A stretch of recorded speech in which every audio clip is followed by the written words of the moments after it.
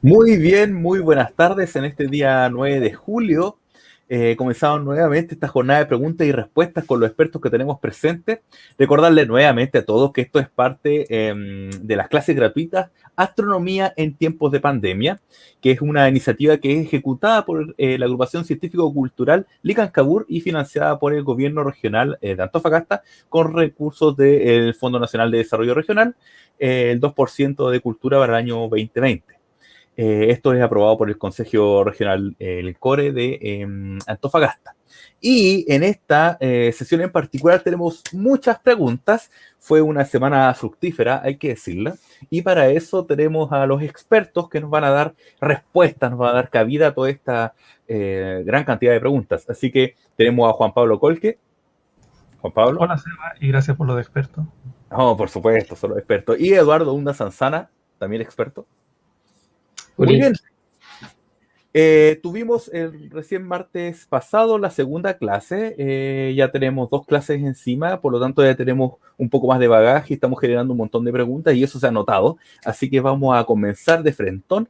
Recuerden visitar las redes sociales para ir generando las preguntas, todo ese tipo de cosas. Vamos a comenzar. a mí me da susto hablar de lo bien que está funcionando el sistema y que justo después no nos llega ninguna pregunta, pues nos estamos atreviendo a poner todas las preguntas que llegan, o casi, ¿cierto?, para la semana de ahora. Bueno, vamos a ver. Bueno, ahí no sé, ahí tenemos que ir derivando preguntas y algo se nos va a ocurrir, pero vamos, viene la cantidad de preguntas, así que yo creo que vamos a continuar bien. Por último, siempre podemos llenar con palos blancos después. Siempre, sí, sí. Okay. Siempre hay una Yeah. que otra pregunta por ahí. En todo Perfecto. caso, la interesante, tan súper interesante la pregunta y además las respuestas. Yo hasta me traje palomitas para ver las respuestas de hoy. Yo los Muy comentarios. bien, muy bien. Mientras no se atore, ningún problema, creo que queremos verlo toser en vivo, ¿ok? Comenzamos. Bueno, Blanca Mondaca tiene el honor de abrir un poco los fuegos o los juegos y con su pregunta aquí partimos de lleno al tiro. ¿Eh? ¿La expansión del universo altera la órbita o campos magnéticos de los cuerpos celestes? Eduardo. esta pregunta me parece que surgió, el otro Eduardo, que surgió durante la conversación que tuvimos la semana pasada sobre la expansión del universo. Así que había quedado pendiente, pero sigue el mismo tema. Vamos a recordar rápidamente este concepto. La idea es que así como va pasando el tiempo, no solamente sabemos que el universo se expande, sino que lo hace también de manera cada vez más rápida. Es una expansión que hoy en día tenemos claro que es acelerada. Sin embargo, también aclaramos en la sesión de preguntas y respuestas anterior que esto no se nota en escalas pequeñas de espacio, es decir, no es que mi altura, por ejemplo, vaya cambiando con el tiempo, ¿verdad? Porque el universo se está expandiendo, porque es una expansión que tiene efectos claros en los espacios que están vacíos, donde no hay otras fuerzas de atracción que estén manteniendo ligada a la materia. Entonces, eso permite responder de inmediato la pregunta que nos hace Blanca, si, por ejemplo, se va a producir una alteración en las órbitas de los objetos. Bueno, en realidad no vamos a notar nada, nada apreciable, ¿verdad?, en las órbitas de los objetos, porque para todos los efectos prácticos, cuando tenemos materia que ya está sujeta a las fuerzas de atracción gravitacional, fuerzas de atracción electromagnética a un nivel más microscópico, este efecto de la expansión del universo viene a ser despreciable. Así que funcionan estos sistemas como si esa fuerza no estuviera presente. Estamos hablando, ¿cierto? Órbita, por ejemplo, de los planetas en torno al Sol, de las estrellas en torno al centro galáctico, etc. En el caso de los campos magnéticos de los cuerpos celestes, la situación, la respuesta es la misma, ¿ya? Pero hagamos una pequeña nota al pie de cómo se generan esos cuerpos, esos campos magnéticos. Básicamente, en el interior de las estrellas, estamos pensando que lo que ocurre es que hay corrientes de materia que están cargadas eléctricamente. Esas cargas eléctricas, al moverse, generan campos magnéticos, y qué es lo que terminamos detectando con nuestros instrumentos. Entonces, para que la expansión del universo tuviera algún efecto en esos campos magnéticos, tendría entonces que estar afectando, por ejemplo, a la distancia entre estas partículas, al hecho de que si se están moviendo o no se están moviendo, porque eso es lo que produce el campo magnético, y no, en la práctica, la misma respuesta que le di para el tema de las órbitas se aplica a que los átomos y pequeñas partículas que pueden estar desligadas de los átomos no están recibiendo el efecto, ¿cierto?, de la expansión del universo como para ver este comportamiento alterado. Así que no. Muy bien, continuamos. No, nomás, pero habría sido más rápido. No, pero es importante la aclaración, es importante entregar la información correcta. Carol nos pregunta, ¿qué hay en el espacio entre las galaxias? Un poco también asociado a la primera clase y a la primera jornada de preguntas y respuestas. A ver, aquí es importante hacer una aclaración que muchas veces en la conversación cotidiana, cuando queremos hablar de distancias grandes en el universo o de espacios grandes en el universo, solemos ocupar de manera intercambiable expresiones como el espacio interestelar, el espacio a secas, ¿ya?, o el espacio intergaláctico, pero tienen connotaciones distintas. El espacio interestelar es un espacio, como la palabra misma sugiere, entre estrellas. Entonces, nos podemos imaginar que es un espacio al interior de, por ejemplo, nuestra galaxia, donde hay estrellas, mientras que el espacio intergaláctico va a ser el espacio entre las galaxias, que si las galaxias vienen a ser estas grandes agrupaciones de estrellas, ¿verdad? Te puedes imaginar una galaxia como una especie de isla y este espacio intergaláctico como el océano entre las islas.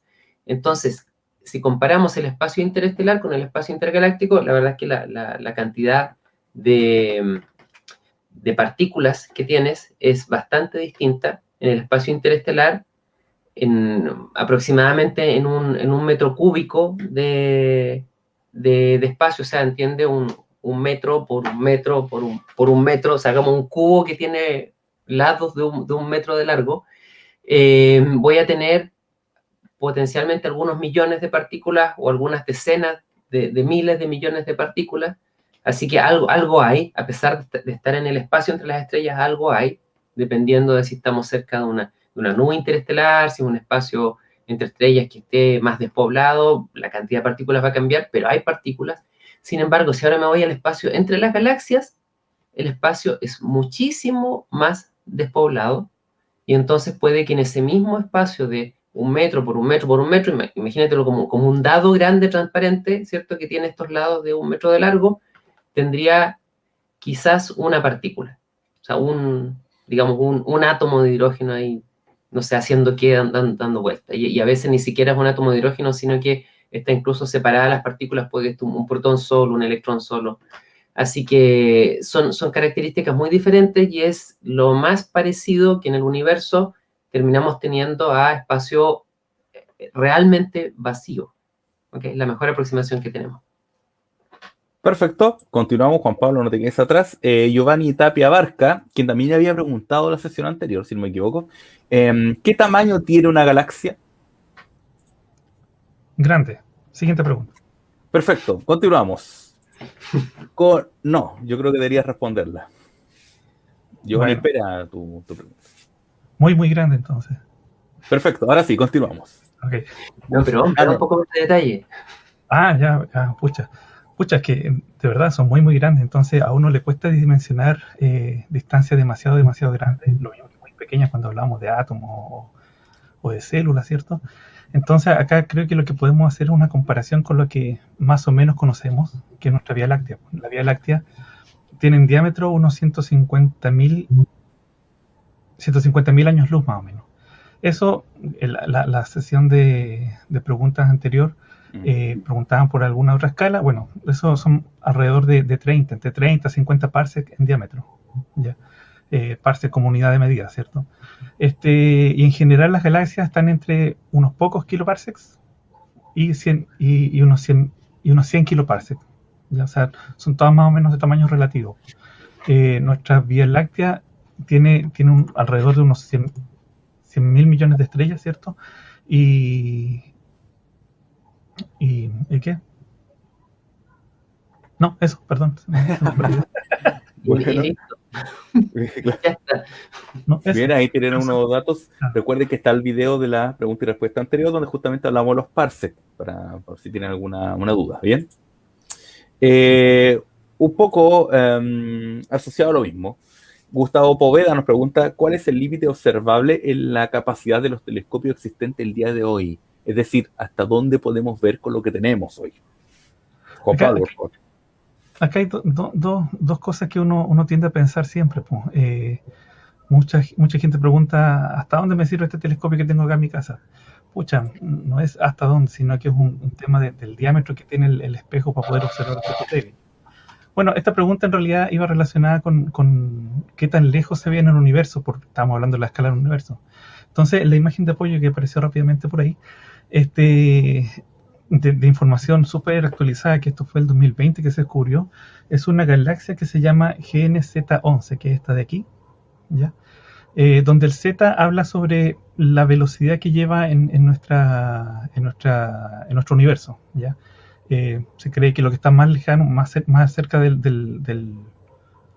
eh, del borde del universo, va mucho más rápido. Entonces tiene un número Z mucho mayor que lo que está más hacia adentro, que tiene un Z8 desde aquí, por ejemplo. Entonces le pusieron ese nombre, GNZ11. Y este es probablemente el objeto más lejano que existe, o al menos el que hemos detectado actualmente. El objeto como galaxia, como otro tipo parecido, ¿ya? Y ahora el resto es la radiación cósmica de fondo, que es lo que está un poquito detrás, que eso en realidad es casi el borde de todo el universo. O sea, tú para donde mires, para arriba, para abajo, izquierda, derecha, para todos lados, tú vas a tener una cierta radiación que no es en luz visible, es en ondas de microondas, ¿ya? Que se detectó que existe esta radiación casi uniforme en todo nuestro universo, que nos envuelve. Entonces eso es probablemente el Big Bang, o algún pocos segundos después del Big Bang, ¿cierto? De la radiación que teníamos cuando ya se podía, eh, desde donde podríamos verlo. Antes no, antes un condensado de energía gigantesco que en realidad no vale la pena detallar en una clase tan cortita. Muy bien, ahí tenemos un poco la imagen. Recuerden que hay imágenes de apoyo que también las pueden buscar y pueden googlear, así que no se preocupen por eso. Continuamos entonces, Darío Olivarría Pilquil, un poco también hablando sobre las medidas del universo, un poco los datos que entregó la clase anterior, la primera clase, en torno a los 10 elevado a la 27 metros para Eduardo. Se mide desde nuestro sistema solar, poniéndolo en el centro. ¿Cómo se mide esto? ¿De lado a lado? ¿Desde el centro hacia allá? ¿Como un diámetro? ¿Cómo se mide esto? A ver, cuando hicimos el recorrido del universo, llegamos a que el límite del universo observable estaba en torno a los 10 elevado a 27 metros. Y esto, más que un radio medido desde la Tierra, viene a ser el diámetro del universo observable. Es decir, si lo imaginamos como una especie de pelota, es el diámetro de la pelota, ¿verdad? Dentro de la cual estaríamos y que podemos observar. Con la salvedad de que, y no olvidemos esto, todos estos conceptos de que el universo fuera una especie de esfera, de que el universo tuviera cualquier forma geométrica que podamos imaginar, no es del todo correcta, porque el universo es de 4 dimensiones, ya que viene a ser un continuo de espacio-tiempo, y ahí se nos empieza a complicar un poquito la imagen que tenemos que tener. Pero cuando lo aproximamos a 3 dimensiones, bueno, ok, para poder manejarnos un poco respecto a las imágenes que usamos, ok, podemos imaginarlo como una primera aproximación, como si fuera una especie de esfera, ¿verdad?, que tiene ese diámetro. Dicho eso, entonces podríamos imaginarnos, pero insisto, esto es erróneo, como que en el centro de esa esfera está el sistema solar. Ahora, lo que pasa es que cualquier punto viene a ser el centro. Por eso recordábamos y nos daba hambre, ¿verdad? Cuando hablábamos del modelo del queque con pasas, y todas las pasas percibían que las otras se estaban alejando de ella, entonces cada pasa cree que está en el centro. Bueno, es exactamente la misma idea, como estamos dentro de un gran queque con pasas en el universo, y por eso tenemos esa impresión. Y desde cualquier punto que hiciéramos esta medición, el resultado debería ser el mismo, ¿ok? Que desde ese punto que seleccionáramos, mediríamos que hacia los confines del universo, el radio vendría a ser, bueno, la mitad de ese diámetro, que era en torno al 10 elevado a 27 metros. un punto importante, porque me imagino que esto va a salir en algún momento en las preguntas, así que tal vez nos ahorramos una si lo menciono de inmediato.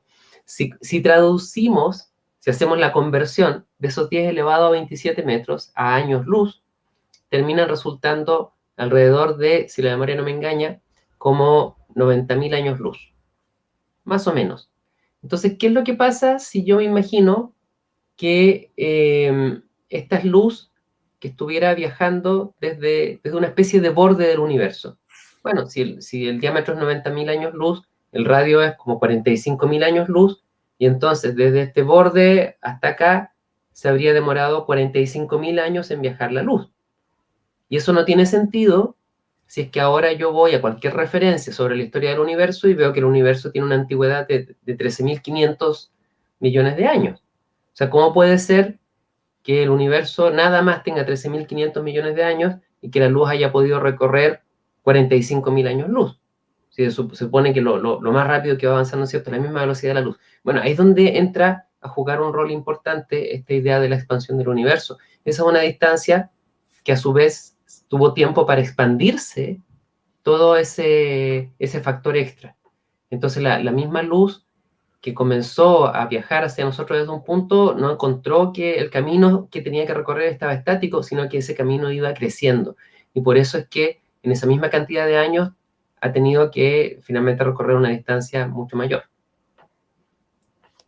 Perfecto. Nuevamente el queque con pasas se menciona. Vamos a tener que comentarnos o traer un queque o comentarlo a la próxima jornada. La semana pasada, afortunadamente, terminó esta sesión y llegaron acá con un queque bien rico, así que tuve ocasión de resolver eso. Yo voy a insistir en la moción de los queques con chips de chocolate porque son más ricos. Además que las galaxias se deforman, así que es una buena representación y a veces hasta chocan, como preguntan ahí en los comentarios del video. Chocolate naranja, insisto. Ya, pero que no se derrita mucho, para que no nos complique el modelo. Ok. Eso, el problema y los modelos van a verse un poquito afectados. Ya, Manuel Reyes Berna nos preguntan, esto un poco ya pegándonos a la clase del martes 6, la clase pasada. ¿Qué es lo que vemos en el cielo de noche, que es como una línea de cuerpos celestes?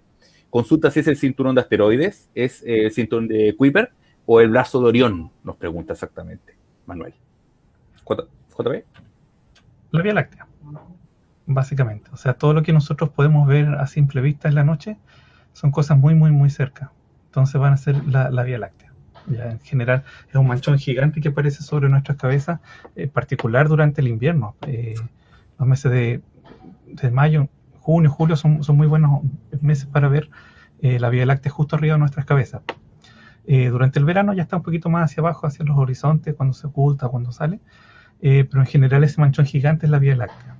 En cuanto a los brazos, bueno, está el de Orión, el de Sagitario entre medio, pero en realidad nosotros podemos ver claramente en julio, por ejemplo, hacia donde está el centro galáctico, que de nuevo es un manchón un poco delgado y que se agranda un montón en el centro y después vuelve a ser un poco más delgado. Entonces esa parte un poco más brillante hacia el centro es el centro galáctico, que tiene unas manchas oscuritas que son bolsas de carbón que impiden que venga la luz de atrás, pero en general son muchas componentes de la Vía Láctea en realidad. El cinturón de asteroides en realidad no se ven. Los asteroides son aquí me van a golpear también de nuevo, pero son piedras muy grandes que están dando vueltas alrededor del Sol, ¿cierto? Pero a la distancia que están y por el tamaño que tienen son muy, muy, muy débiles. ¿Ya? O sea, a simple vista dificilísimo lo vamos a ver. Se pueden ver con un telescopio, algunas técnicas especiales y así es como se han ido detectando.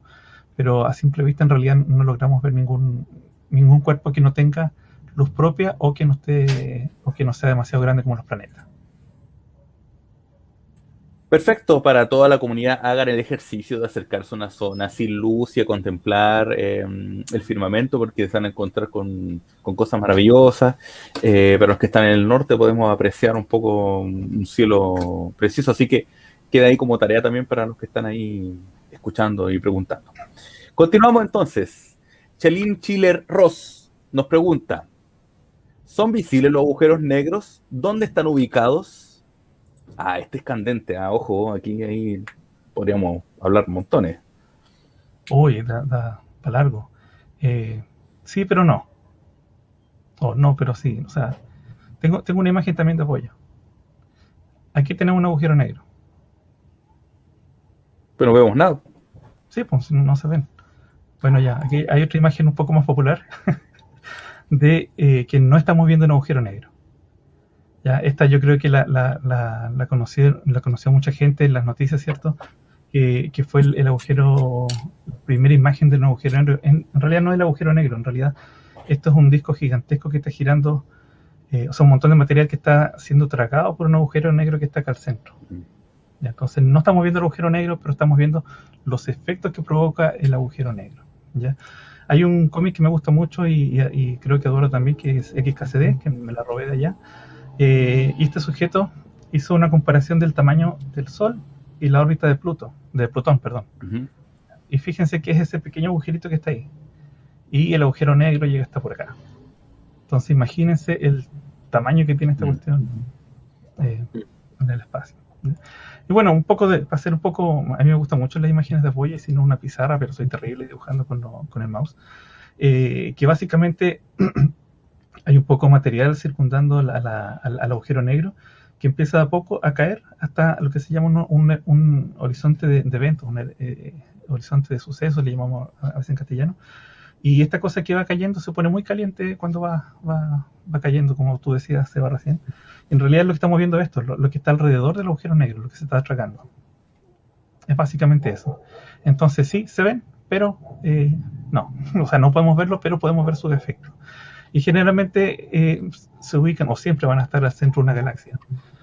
Imagina que nuestro Sol tiene un montón de planetas, ¿cierto? Que nosotros ya comprendemos que son cuerpos grandotes, que tiene planetas alrededor. Bueno, un agujero negro es tan potente que tiene estrellas girando alrededor.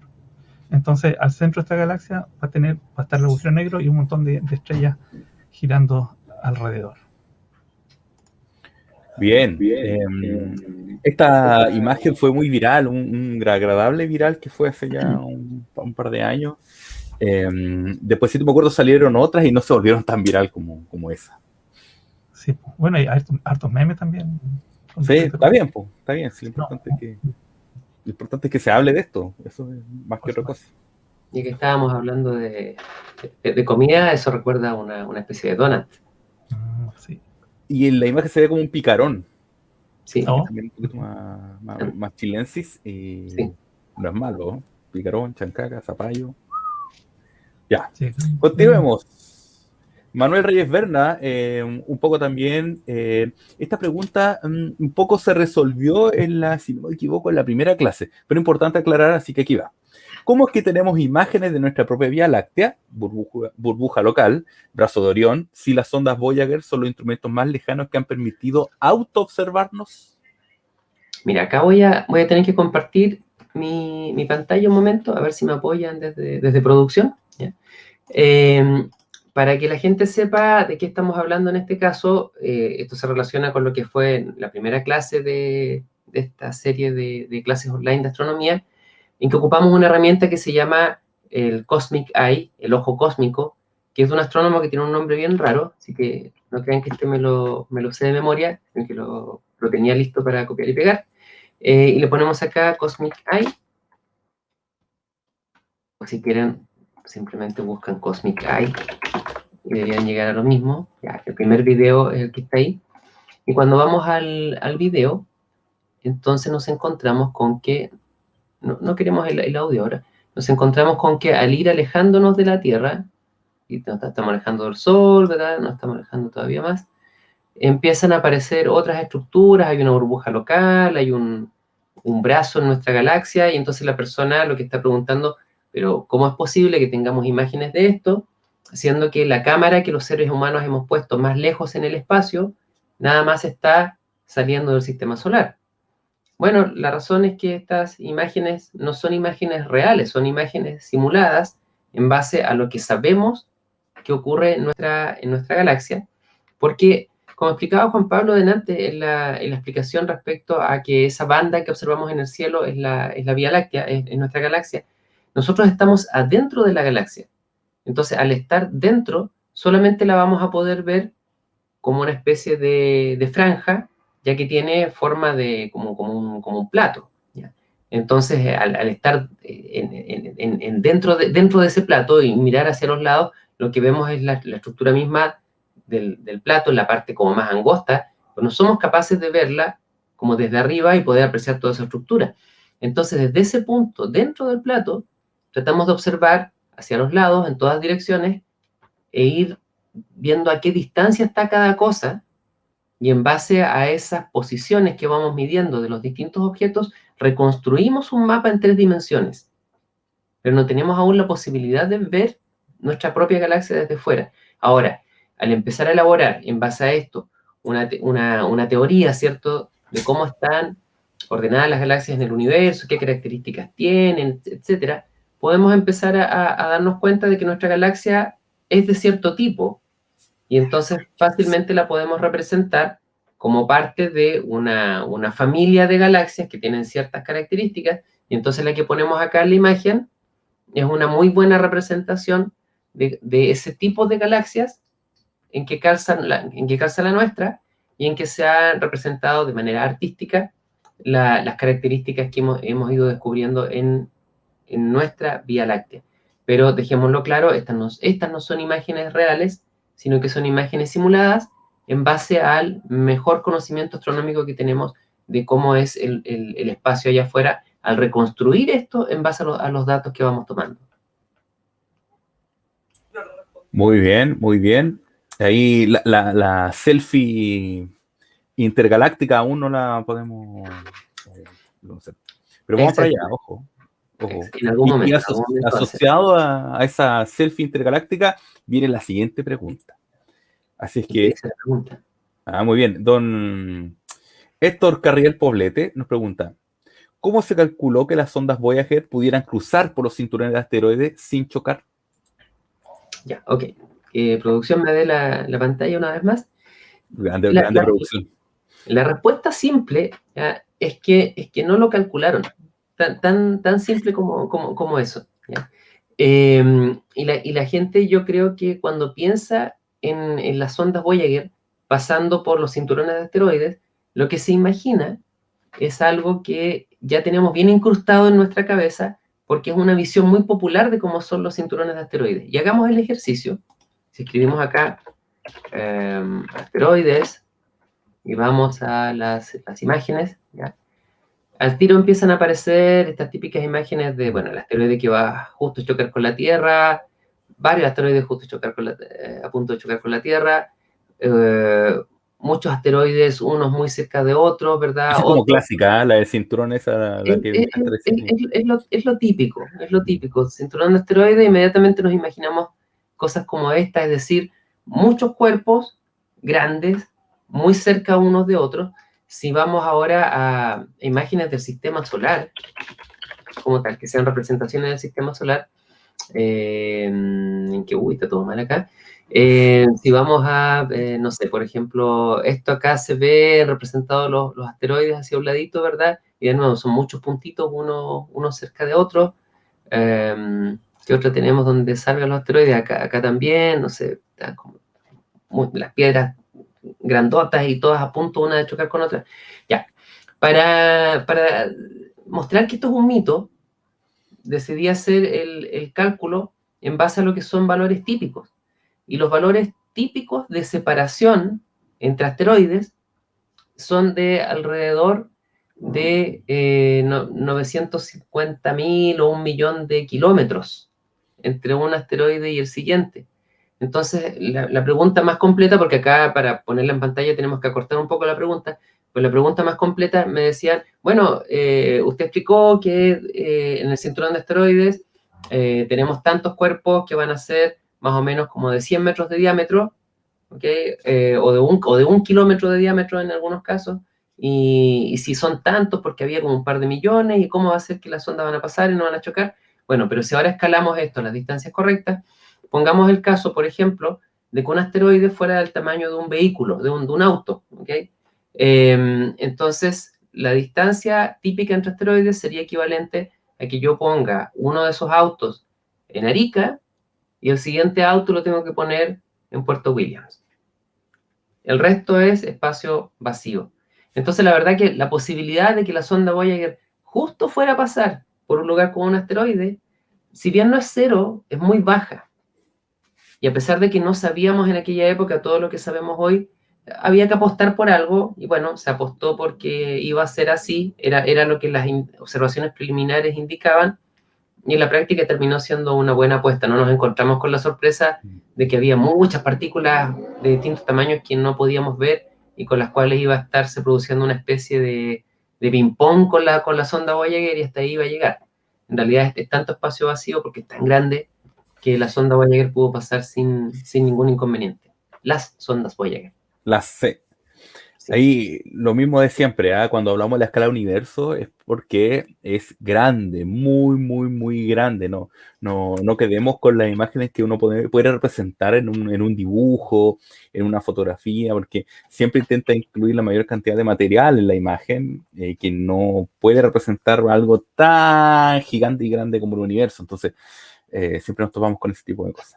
¿Ya? Mira, dame la pantalla un momento, solamente para redondear la idea. Si buscamos los campos de asteroides que se ven en las películas, así como Guerra de las Galaxias, bueno, evidentemente es muy espectacular mostrar las imágenes de este modo, pero si esto hubiera sido a escalas reales, ¿ya? Entonces lo que habríamos visto, que estaban viendo los héroes, por ejemplo, cuando veían las cosas así, en una escala real, habrían visto como partículas chiquititas como de polvo, por las distancias, por la distancia a la que están las cosas, le habrían parecido que eran partículas minúsculas.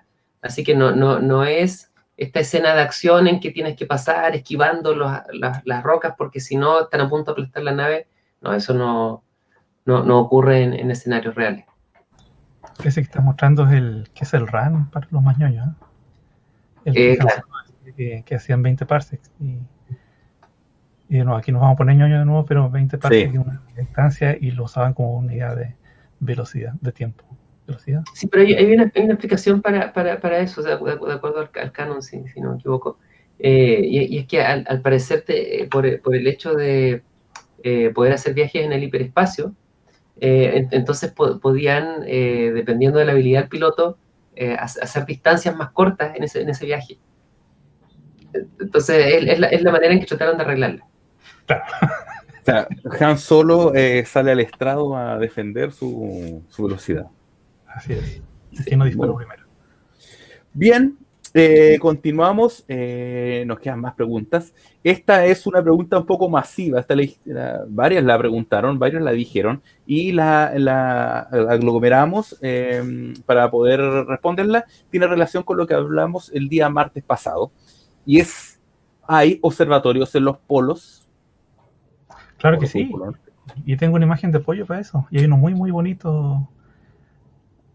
Muchos preguntaron esta, cuando se habló justamente la clase. Este se va.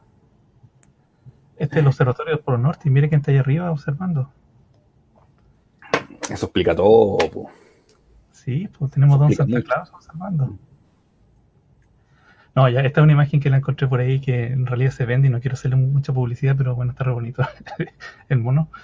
Pero sí existe un observatorio en los polos. Está el telescopio del Polo Sur.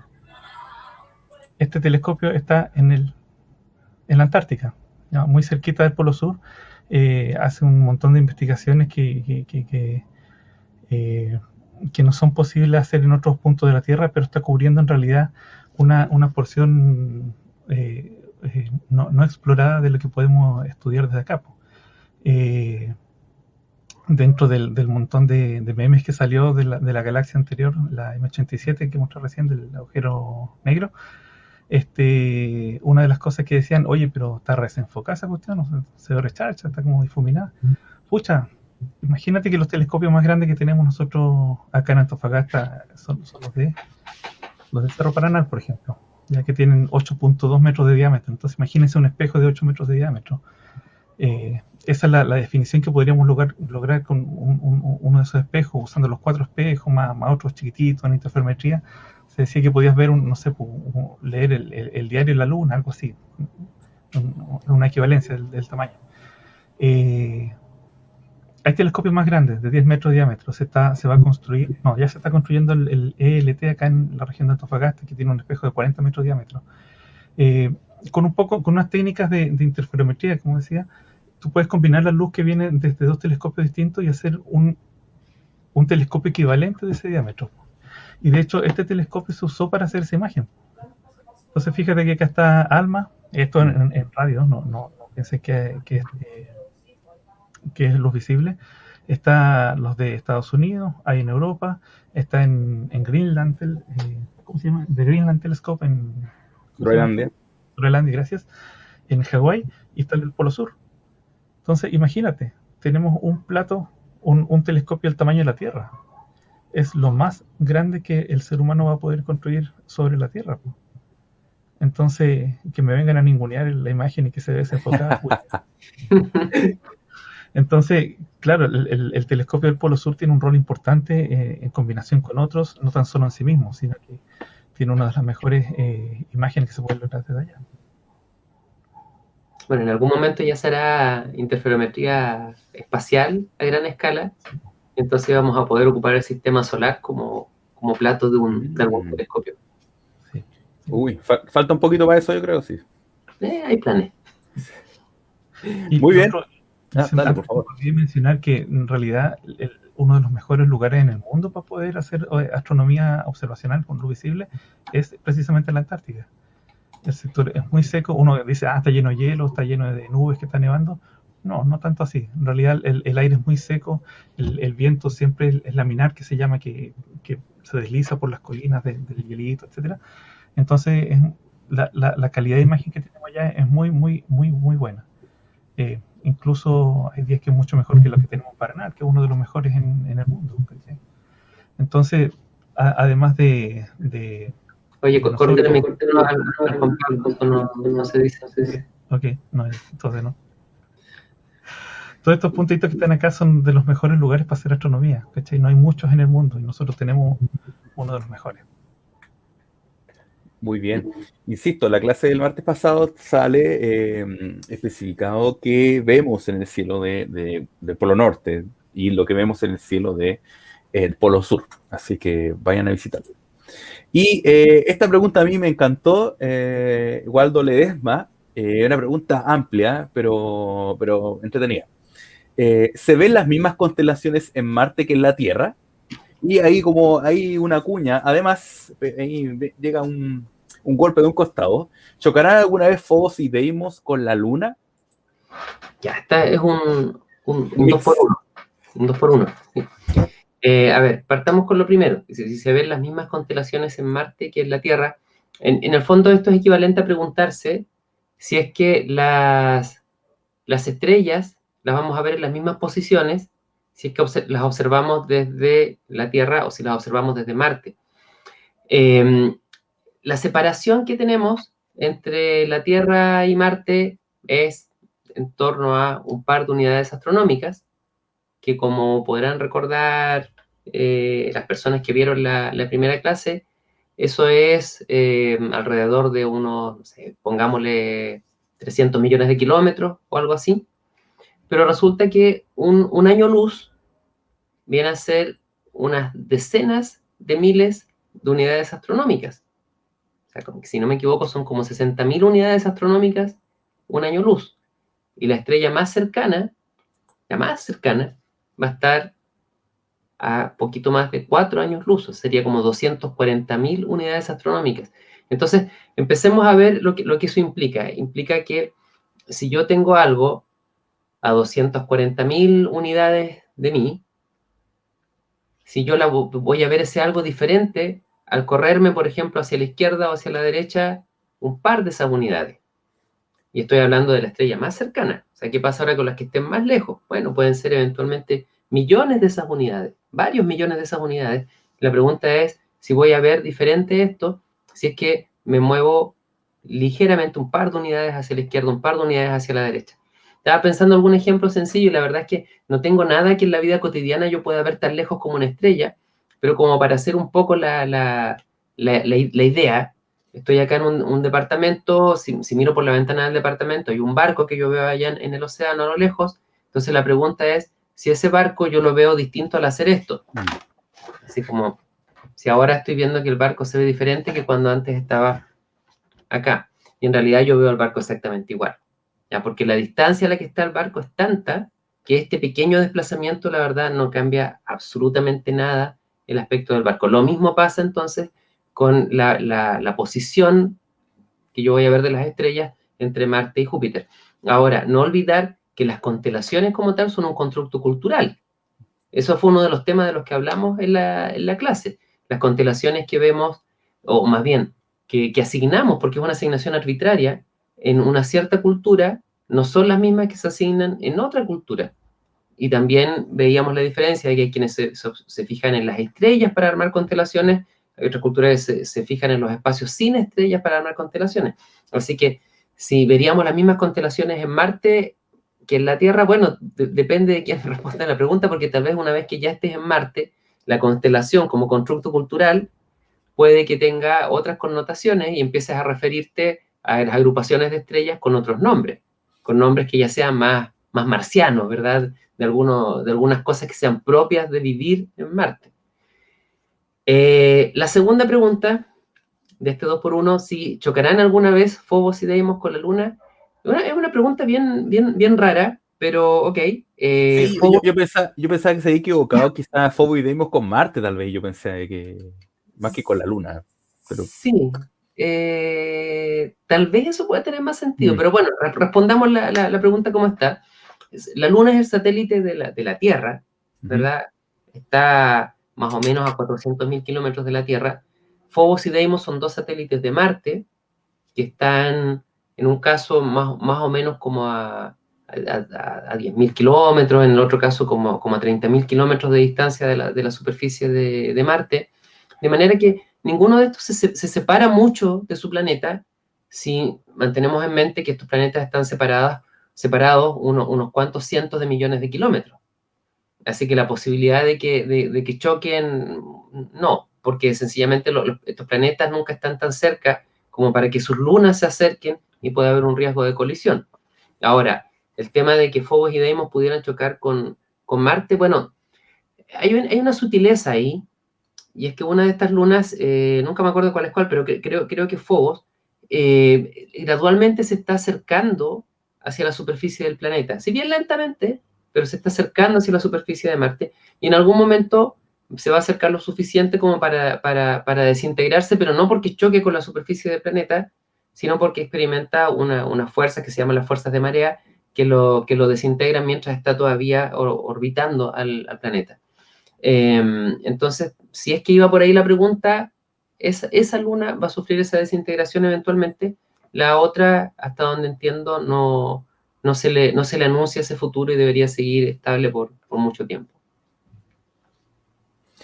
Bueno, ahí tenemos a Phobos y Deimos. Creo que son refobes los eclipses en Marte debido a estas lunitas. Sí, porque que son como más chiquititas las lunas, entonces apenas alcanza a ser como un eclipse anular y rápido, porque pasan muy rápido estas lunas por delante de la superficie. Bien, sí, continuamos. Por favor, Juan Pablo. Vale la pena gastar plata para llegar a Marte a ver el eclipse. Claro. No va a faltar la agencia de turismo que va a organizar el tour. Claro, si vamos a ir a Marte, eso no es exactamente lo que queremos ver. Claro. Bien, continuamos. Carol nos pregunta, asociado a todos los que estábamos conectados justamente con el tema de los polos, que fue un tema bastante recurrente en los comentarios. ¿Cómo identificó el polo norte o el polo sur respecto al cielo? ¿Cómo identificó el polo sur o norte en el celeste en el cielo? Aquí hay varias formas de responder eso, hay un montón de formas en realidad. Bueno, la pregunta completa preguntaban sin usar el programa, sin usar Stellarium. Podemos dar la alternativa desde una persona que está abandonada en el desierto, ¿verdad? Y que está queriendo saber cómo orientarse. Bueno, lo más fácil es con el sol o observando alguna estrella donde se pone, desde dónde salen y dónde se pone, ¿verdad? Cuando van hacia allá, hacia acá. Y ese punto va a ser el este o el oeste. Entonces de ella nos queda determinar para dónde está el norte y el sur, que va a ser uno de los dos caminos, pero típicamente hacia uno de los dos lados va a tener la Cruz del Sur. La Cruz del Sur, como explicó Eduardo en la clase, es una de las constelaciones circumpolares, o algunas que son estrellas circumpolares, que siempre van a estar arriba en nuestro cielo. Entonces, es probablemente una de las constelaciones que uno debería aprenderse de memoria, si es que vivimos en el hemisferio sur, porque ahí rápidamente tú la miras y dices, la Cruz del Sur, entonces 4 veces y media desde el palo largo ah, este, de la cruz, ¿verdad? Hacia abajo, 4 veces y media, ahí está el polo sur celeste. Esa es la forma más o menos rápida de saberlo. Ahora, si tú tienes conocimiento de alguna otra cosa, por ejemplo, la latitud en la que te encuentras, acá en Antofagasta nosotros estamos en 23 grados de latitud, 24.5, algo así. Bueno, sabes al tiro que el polo se levanta a 23,5 grados desde el horizonte hacia arriba. Entonces va a estar hacia allá, unos 24 grados. Entonces te falta buscar nada más en qué dirección alrededor. Pero bueno, ya te lo comenté, descubriendo desde dónde salen los objetos y por dónde se ponen. Tienes el norte-sur, tienes latitud y más o menos ahí está el polo sur. Y lo más fácil, ¿cierto?, es teniendo algún instrumento, una brújula. ¿O no? Sí. O el celular. Muchos celulares tienen actualmente brújula incorporada, entonces... O la fauna. ¿Ah, sí? Claro, pues hay diferencia entre... Bueno, o sea, hay muchas formas de diferenciar entre el polo norte y el polo sur, claro, respecto al cielo es la pregunta, pero el polo sur es más que osos y pingüinos, o sea, hay parámetros físico-químicos, hay alturas, hay sustratos, hay un montón de aspectos distintos, sí. Entonces, claro, depende del nivel de dificultad que queremos responder la pregunta, bueno, hay distintos mecanismos para hacerlo. Claro. Eduardo, algo nos ibas a decir. Que no nos olvidáramos que estamos hablando del polo sur celeste. Exacto, sí. Sí, por eso decía, o sea, desde el cielo de otro... Bueno, y la última es que si tienen una cámara reflex y están perdidos, bueno, toman una foto de altas posiciones y les va a salir el circulito marcado arriba en algún momento. Después de un par de horas ya debería notarse claramente. Claro. Bien, nos quedan pocas preguntas. Esta es importante porque también en el chat de Facebook del día martes se habló de esto. Lucas Mateo Lavarría, que también es frecuente con sus preguntas, nos dice, en la línea de Ecuador, cerca de Quito, en Ecuador, en el país de Ecuador, demuestran el distinto movimiento de agua al norte y al sur de la línea. Esta especie de experimento de por dónde baja el agua en la línea misma. Por favor, derribando mitos. No fue pregunta, sino que fue un comentario. Exacto. Y como a veces quedan los comentarios ahí, después los leemos, aprovechemos de decirle a quienes están viendo estos videos que nos damos el trabajo de leer todos los comentarios. Tal vez no podemos responder por tiempo cada una de las preguntas, pero tratamos después de integrar lo que nos han escrito en estas sesiones. Así que si no alcanzamos a responder todo en una sesión, tengan paciencia que en el futuro ya vamos a ir saliendo con todas sus preguntas. Incluso incluso los comentarios que salen hoy día, que nos mandaba saludos Javier Zúñiga, que trabaja en la planta solar que está al lado del observatorio Coirama de la UBA. Entonces, te mando saludos. Deberíamos dejar una sección de saludos al final de estos bloques, ¿cierto? Ya. Entonces, este fue un comentario más que una pregunta y pensé que era bueno que pudiéramos decir algo al respecto, porque la verdad es que esto es un truco que hacen los guías turísticos en Ecuador, porque no es un fenómeno físico real. Sin embargo, como bueno, a veces se busca de cualquier manera tratar de llamar la atención y que la gente quiere ir a ver algo distinto, ¿verdad? Es un poquitín inescrupuloso, ¿ya? Pero por último, tomémoslo por el lado humorístico y que, nos da material para poder, por otra parte, hacer la desmitificación correspondiente, ¿verdad? Y bueno, otra manera de este mismo mito es que hay gente que cree que si se descarga el agua en el baño, en un lavamanos, en el WC, ¿verdad? En el hemisferio norte, que va a girar para un lado, versus que si lo hace en el hemisferio sur, va a girar para el otro lado. Y entonces, como que deduce, si yo estuviera en el Ecuador, el agua caería como sin ningún tipo de giro, o sea, caería directamente vertical. Y bueno, la verdad es que esto, si ustedes lo buscan en internet, hay gente que cree que es así y empieza como incluso a educar a las otras personas diciendo, esto es el efecto de una fuerza que se llama la fuerza de Coriolis. La fuerza de Coriolis existe, ¿ya? Y es una especie ¿cómo es que se llama? No una fuerza real, sino una fuerza aparente, ¿ya? Producto de la rotación diferenciada de la Tierra. A ver, la Tierra rota como un cuerpo rígido, pero vamos a percibir esta rotación distinto si es que, por ejemplo, estamos en el polo, de manera que en el polo, hoy día hemos hablado harto de los polos, ¿verdad?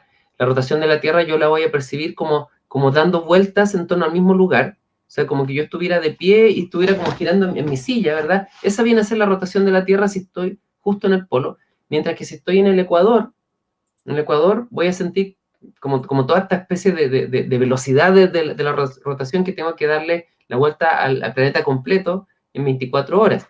Entonces, ¿qué pasa cuando hay algo que se desplaza entre el polo y el ecuador, o entre el ecuador y el polo, a lo largo del tiempo? Vamos a ver que su trayectoria se empieza a curvar.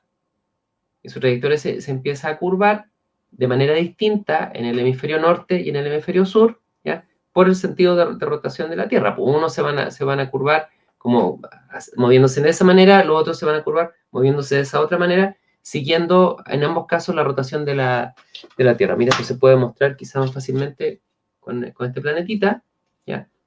Si yo estoy justo aquí giro en el mismo lugar, mientras si estoy de pie acá estoy girando de esta manera. Entonces ahora hay algo que se está moviendo entre aquí y acá, ¿verdad? A lo largo del tiempo, así como voy bajando, no se imagina que lanzas como una pelota con mucha fuerza entre el polo y el ecuador, ¿ya? Y la Tierra se está moviendo de este modo. Entonces esta cosa se va como está moviendo, sí, se va como curvando en esa dirección, ¿ok? Como siguiendo el sentido de rotación. Pues si ahora estoy abajo, también se va a ir moviendo en el sentido de la rotación, ¿ya? Pero la curva que me va a hacer va a tener una curvatura un poquito en el sentido contrario. Entonces, ¿qué es lo que pasa con eso? Lo notamos en masas grandes. Por ejemplo, lo notamos en el sentido de rotación de los ciclones, de las nubes a gran escala, de los misiles, ¿verdad? Que pudieran hacerse pruebas de misiles que se mandan de un continente a otro. La gente toma en cuenta ese tipo de efectos. Pero no lo notamos en escalas pequeñas de materia, como la que pudiéramos tener en un lavamanos, o la que pudiéramos tener en cualquier descarga de agua en el baño. Y para comprobar esto, simplemente podemos apelar al contraejemplo, es decir, es muy fácil en Chile, si empezamos a prestar atención a distintos lavamanos de distintas casas, darnos cuenta que efectivamente algunos giran para un lado, otros giran para otro. ¿Y de qué depende eso? ¿De qué depende ese sentido de giro? Depende de cuestiones de geometría de diseño, de para dónde me quedó como corrida la llave que está haciendo la descarga, o cualquier factor que termina siendo muchísimo más dominante que el efecto de Coriolis, que como les digo, se nota solamente a grandes distancias, con grandes masas de agua o de fluidos en general, que los fluidos pueden ser los que están en la atmósfera. Así que, ¿qué es lo que hacen los guías en este caso, en Ecuador? ¿Ya? Lo que hacen es que toman la bandejita con agua y es como que la toman de tal modo que es como que le hacen un pequeño giro para un lado o le hacen el pequeño giro para el otro, y entonces le dice, ve, cuando me paré acá, y como que llevan con la mano la bandeja y hacen el giro en una dirección para que la persona crea que a un lado de la línea del Ecuador se está moviendo de un cierto modo, mientras que cuando se va a parar al otro lado, le imprime el movimiento en la otra dirección. No crean que eso es verdad, no es más que un truco. Hay que fijarse bien dónde, en los videos que pone internet, dónde es que echan el agua. Porque fíjate que el hoyo está en el centro, pero echan el agua aquí, y evidentemente el agua empieza a circular en este sentido. Después la echa por este otro lado y gira para el otro lado. Entonces va a quedar girando desde antes el agua, desde antes que saque el tapón. Fíjense. Yo suelo decir que son con métodos demostrativos, pero bueno. Bueno, saludo a la comunidad de Ecuador presente. No estamos intentando destruir la pyme a nadie, así que... No, para nada, para nada. Pero sirve para hablar justamente los temas de física, que son cosas que uno habla muy a menudo. Para eso es muy útil. Claro. Además es lamentable que Lisa Simpson estaba del todo equivocada en esto. Y claro, será un capítulo. Sí, sale Los Simpsons, exacto. La diferencia entre Australia y Springfield respecto al baño, claro. Continuamos con Darío Oribarrea Pilquil, y esto es importante porque no lo habíamos mencionado y tenía que emerger en algún momento. Él nos pregunta, ¿se puede estudiar astronomía aquí en el norte de Chile? Sí, y aquí depende del camino que vayamos a tomar. La astronomía hay que entenderla como una rama más de la física. Así es como yo lo descubrí en su momento, porque necesita saber muchos parámetros, cómo se comportan los cuerpos, ¿cierto? Que hay fuerzas entre medio, hay un poco de óptica metido, hay un poco de magnetismo, entonces es física básicamente. ¿Ya? Y matemática. Y matemática, bueno, es que Mucha matemática matemática. por todos lados. Entonces, claro, tú partes estudiando con algún background en física, en matemáticas, ¿cierto? Y te diriges hacia astronomía, pero también puedes venir de otros campos. Yo tengo un amigo que estudió química y terminó siendo astrónomo después. Pero típicamente en Chile tenemos, o sea, las carreras de astronomía, digamos, de pregrado, parten desde ahí. En el norte existen dos universidades que imparten la carrera orientada hacia astronomía, que es la Universidad de La Serena y la Universidad Católica del Norte, donde yo estudié, que tiene licenciatura en Física y Convención en Astronomía. De nuevo, yo estudié un montón de ramos pucha, que son complicados, y le mando un saludo a mi profe de cuántica, pero pucha, que pura matemática la cuántica. Y en estos caminos tuve muchos compañeros que se metieron porque querían estudiar astronomía. Ya a la mitad de la carrera dijeron, oye, me gusta más la óptica, oye, me gusta la cuántica, y se fueron para allá. Entonces, claro, partimos todos desde una base común y de ahí nos derivamos a algunas otras ramas. Entonces, hay algunos que seguimos un poco más hacia la astronomía, yo me dedico un poco más hacia el área instrumental, que ya viene siendo la unión con la ingeniería tal vez. Pero ese es el inicio de una carrera en astronomía. De ahí vienen los posgrados. De ahí puedes estudiar un magíster, ¿cierto? Y después un doctorado.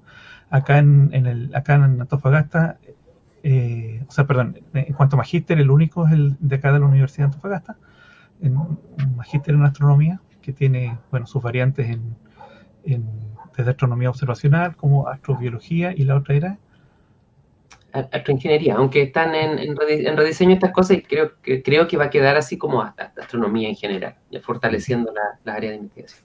Claro, pero se ataca un problema de la astrobiología, que es un tema que va a ser en el futuro, se supone, muy popular, así que hay que echarle puncho con esto. Y de ahí el siguiente paso es obtener un doctorado, que de ahí en realidad mucha gente o se va al extranjero o a alguna universidad en Santiago, etcétera, pero también hay alternativas, que la Universidad de Atacama, Copiapó, ofrece el doctorado en astronomía, y también la Universidad de La Serena. Entonces esos son como los caminos para estudiar astronomía en el norte de Chile. Acá yo siempre digo que, bueno, Valparaíso está al norte de Santiago, así que técnicamente es norte, pero si decimos que la región de Coquimbo es el norte chico, de ahí para arriba, bueno, esas son las únicas carreras que tenemos. Eduardo, ¿algo que comentar? Que está todo muy bien. Muy bien. Sí, bueno, en la licenciatura en física, la física es como se comienza un poco a formar el físico, y de ahí derivan. De Big Bang Theory, los cuatro principales llevan distintas áreas de la física. Había un astrofísico, un físico experimental, un físico teórico y un ingeniero en aeronáutico o aeroespacial. Claro, Sí, claro. 4 ramas distintas de la física. Sí. Lo importante es ser súper curioso en realidad, y si uno está metido en averiguar cómo funcionan las cosas, en desarmar aparatos, en averiguar por qué chocan, o sea, por qué cuando chocan dos manzanas no se revientan. Bueno, eso es un camino a la ciencia. Sí. Muy bien, y nos queda la última pregunta de la jornada, extensa jornada, muy bien, mucha pregunta. Vamos a tener que pagar el doble, Sebastián, se suponía que era media hora nomás. Horas extra, hay que decirlo. Bueno, la comunidad de Facebook también activa ahí, lo de los polos sigue ahí siendo comentado, ojo. La última pregunta que la hace María, y que indica lo siguiente. María nos dice, disculpe, me equivoqué, yo creí que era gastronomía. A todo el mundo le puede pasar, ¿ya? De hecho, algunos se meten a estas carreras tratando de estudiar gastronomía, no reconocen el error y años más tarde siguen estudiando astronomía, ¿ya? Pero bueno, dicho eso, ahí tenemos un caso. Y para que la señora María no se quede con la desilusión de que no le dimos ningún tip gastronómico, le voy a hacer un comentario respecto a la vainilla. ¿Ya? La vainilla que muchas veces se vende en Chile son estas botellitas, ¿ya? Que es de unas esencias de vainilla, de marca Gourmet, de algunas otras, y esa es típicamente una esencia que nada más contiene vainillina, que la vainillina es el sabor fundamental en la vainilla, pero no es el único. La vainilla natural tiene bastantes otros componentes que hacen que el sabor de la vainilla es bastante más complejo si se trabaja con la vaina, con la que tiene las semillitas adentro. Entonces, bueno, el problema con eso es que la vaina es cara, ¿ya? Y entonces comprar mucho de eso para empezar a saborizar una preparación en repostería termina saliendo un ojo a la cara. Pero existen alternativas y quería comentarle que, por ejemplo, existe esto, que es un poquitín más barato de comprar las vainas de vainilla y que ya se está encontrando en algunos supermercados, que es una especie de extracto de vainilla, que no es lo mismo que la esencia de vainilla, y que es bastante más intensa en sabor. Si usted lee los ingredientes, tiene el raspado de la vaina de vainilla original. Y créame que cambia del cielo a la tierra el sabor. Y finalmente también tenemos el extracto de vainilla como tal, a ver si se alcanza a ver por ahí, ¿ya?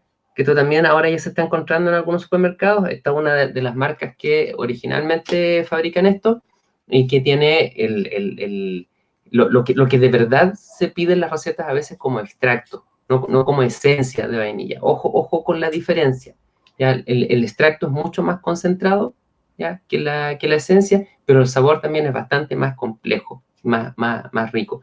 Es una inversión, esto cuesta como 3.500, ¿ya? Pero le dura harto, créame que le dura harto. Esto para ocasiones especiales. Tiene que ver mucho la persona a la que le va a hacer el queque, la galletita, no sé qué, ¿ya? Pero no es tan caro. O sea, esto cuesta como 1.000 pesos, el par de sobres. Lo difícil es que lleguen. Y espero con eso que entonces la señora María también quede contenta de que por lo menos le dimos un tip, ¿ya? Y de algo valió la inscripción en este curso. Ahora, si se entusiasma por seguir aprendiendo de astronomía sin la G, ya estamos a su disposición. Muy perfecto. Juan Pablo, ¿algún comentario, algún tipo gastronómico para cerrar? La verdad es que no, sí, yo fui uno de esos que dije, oh, voy a aprender a cocinar y no, en realidad terminé aprendiendo astronomía. Aún se me queman las ensaladas, pero bueno, y después de varios años y un hoyo financiero gigante por las educaciones de este país, bueno, igual terminé aprendiendo astronomía, pero claro, sí, ese tema de las vainillas en realidad cambia mucho el sabor, así que es un buen dato para subir de escalón en la cocina.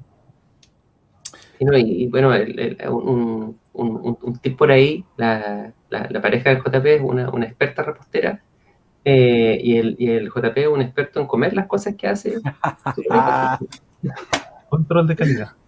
Sí, okay. Sí, muy buenos tips salieron entonces el día de hoy. Mi pequeño tip es, por favor, no le tengan miedo a mezclar condimentos, porque estuvimos pegados en el orégano y la caluga Maggi como por 20 años. Ahora, por favor, ocupen condimentos, mezclen, jueguen, que hay mucho ahí para echarle sazón a las cosas. Para ir cerrando en esta jornada extensa de muchas preguntas, tenemos clase el próximo martes. Así es. ¿De qué se va a tratar, por favor?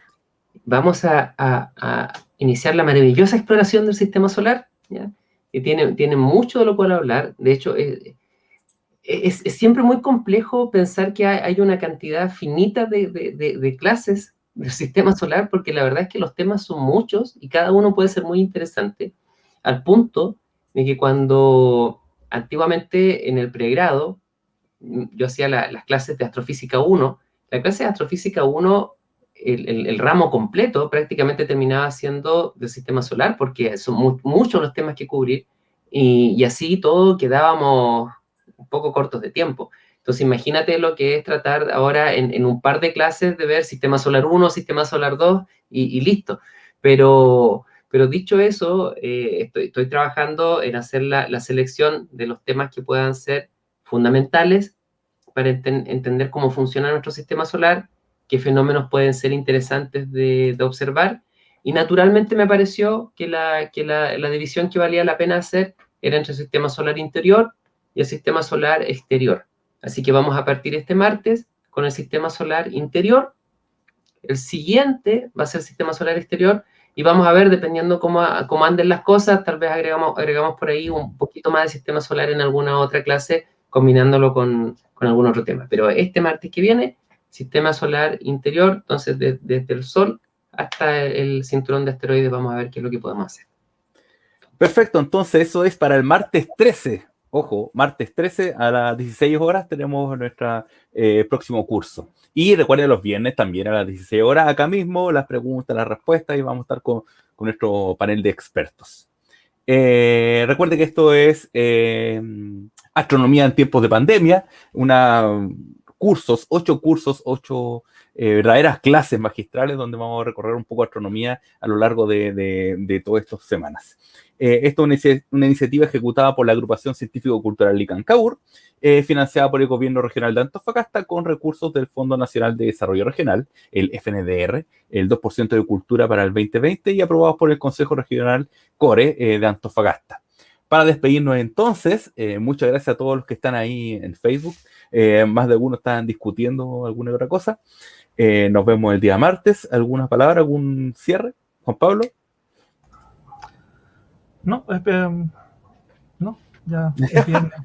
Muy bien, es viernes, perfecto, es viernes, así que nos vemos conmigo el otro viernes. Eduardo. Muchas gracias, Eva. Nada, que sean corteses, que anden con cuidado, que se eduquen lo más que puedan, respeten para que lo respeten y que el monstruo de espagueti volador nos ampare.